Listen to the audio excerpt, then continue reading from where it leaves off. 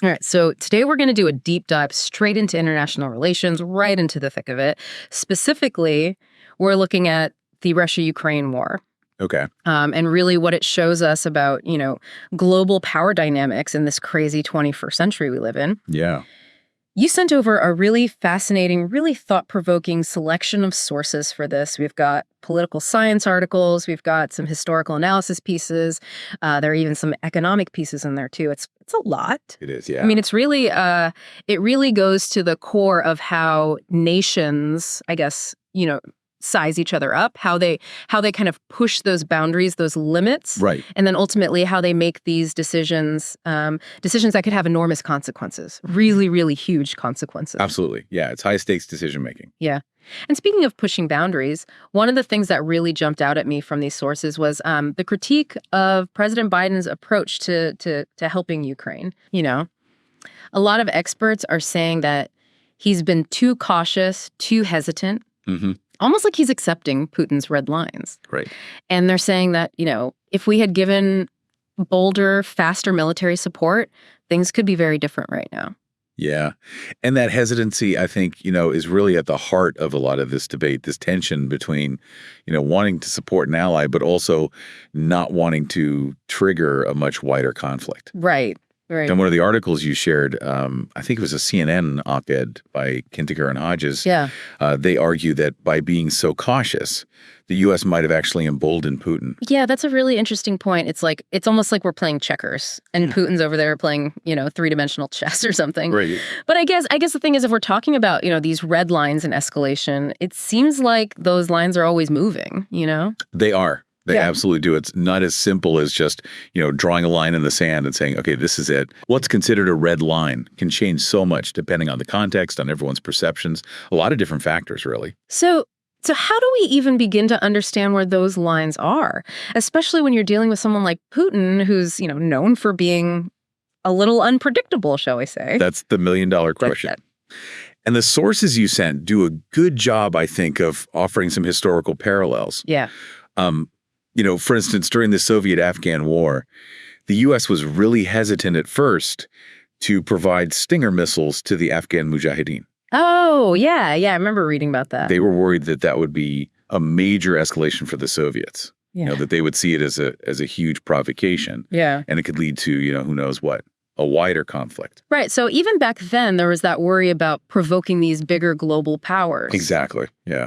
But what happened with those stingers? Did they actually end up changing the course of things at all? They did, yeah.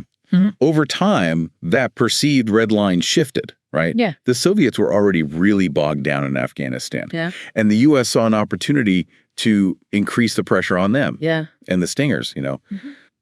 Because they allowed the Mujahideen to target those Soviet helicopters, it had a real impact, a significant impact on the conflict. So that's a case then where a red line actually moved in favor of, supporting a group that's fighting against this bigger power. Right.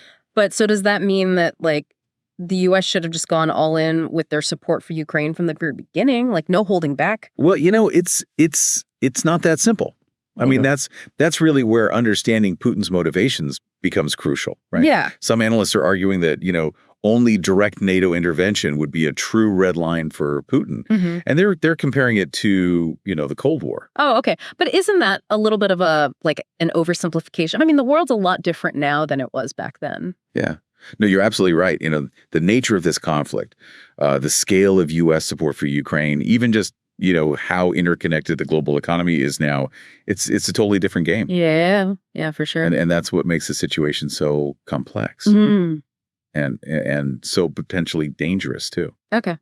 So we can't really use the Cold War playbook here. What about the people that say that Putin would never, ever use nuclear weapons?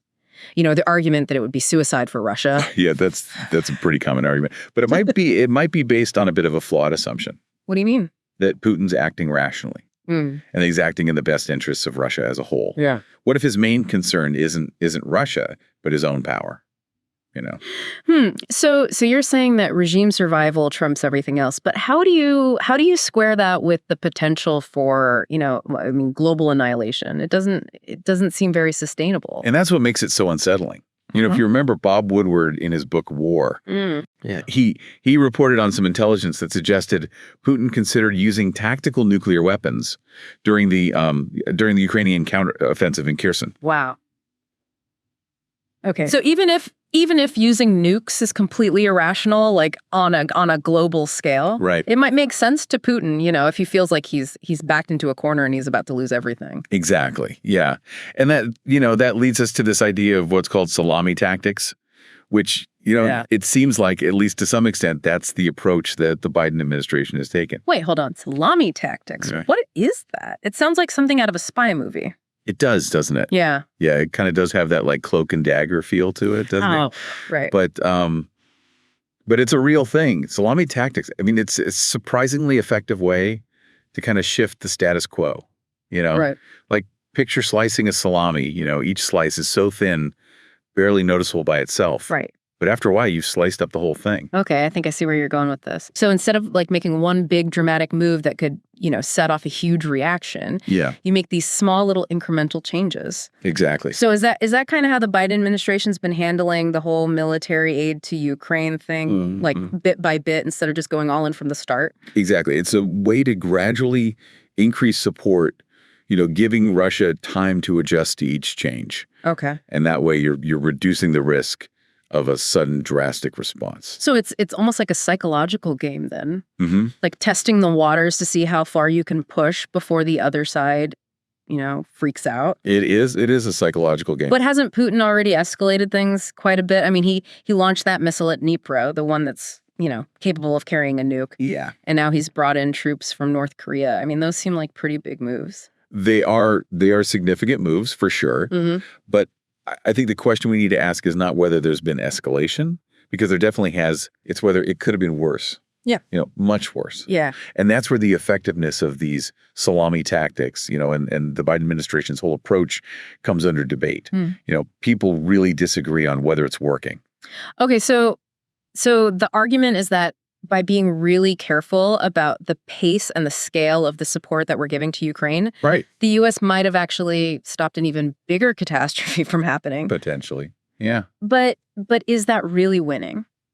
You know? It's a good question. Ukraine is still in the middle of a war. People are dying, and the global economy is, you know, taking a big hit.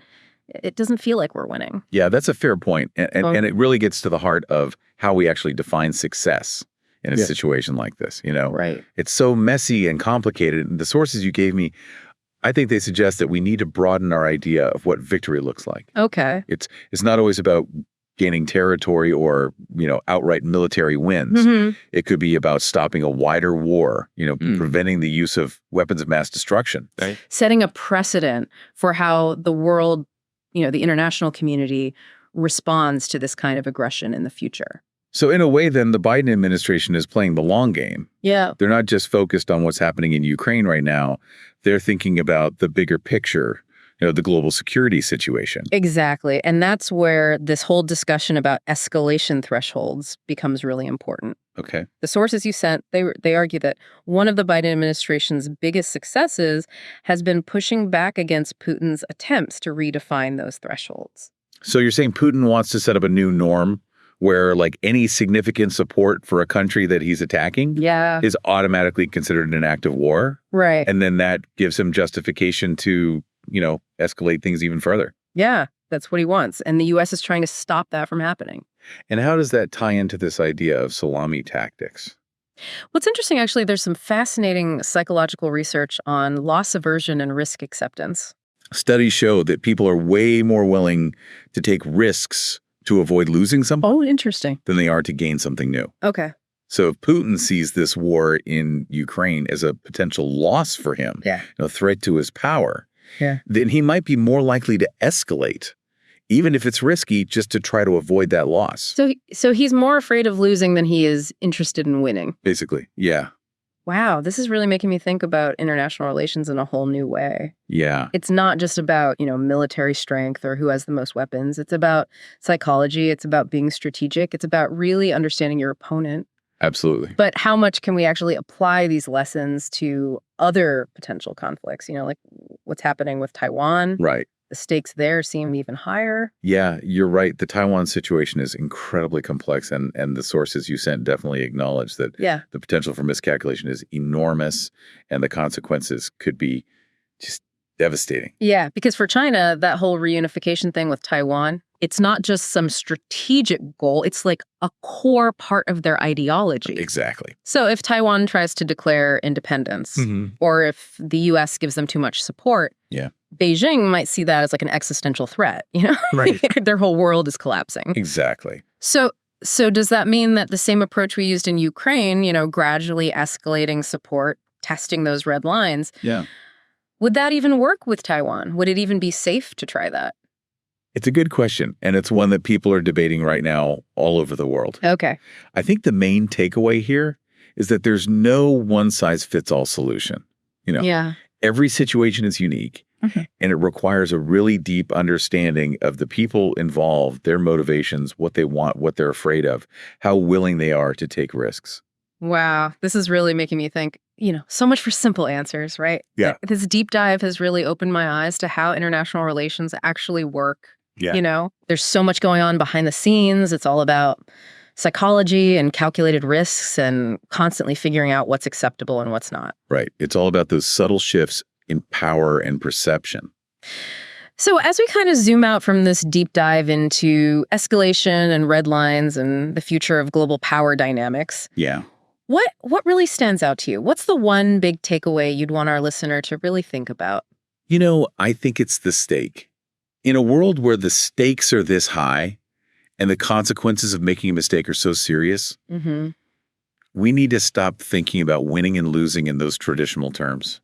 Okay, so what does success look like in this new world? Yeah. If it's not about military victories or, who controls the most land, Right. then what are we even aiming for? Well, maybe success in this kind of situation is more about managing the escalation, Sure. preventing the worst possible outcomes and kind of subtly shifting that balance of power toward, a more stable world, a world that actually follows the rules. Right. It's about deterrence, it's about diplomacy, and it's about really understanding the psychology behind how these global decisions are made.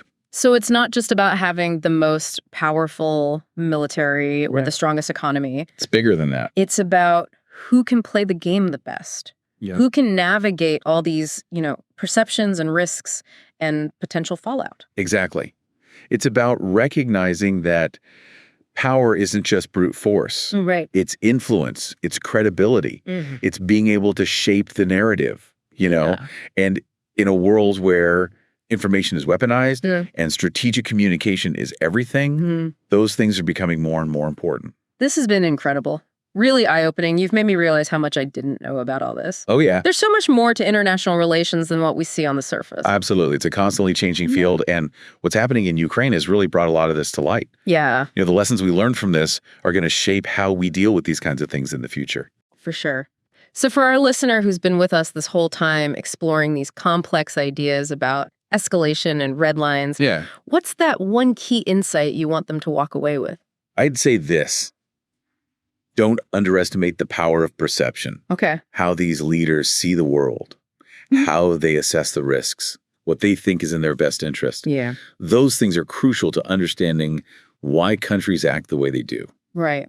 And as we've seen with Ukraine, those perceptions can be shaped by all sorts of things, history, ideology, Yeah. personal experience. So we can't just focus on the military stuff or the economic data. Yep. We need to try to get inside the heads of these decision makers, Ex- see the world through their eyes, even if we don't agree with what they're doing. It's about recognizing that at the end of the day, it's people making these decisions, people with all their complexities and contradictions. And that human element is really important for navigating this world that's becoming more interconnected every day. This has been a really fascinating conversation. I've learned a lot. Thank you for taking the time to share your insights. My pleasure. And to our listener, we hope this deep dive has given you some new things to think about. The world is a complicated place, and it's more important now than ever to stay informed, to stay engaged, and to stay curious. Until next time, keep exploring, keep questioning, and keep learning.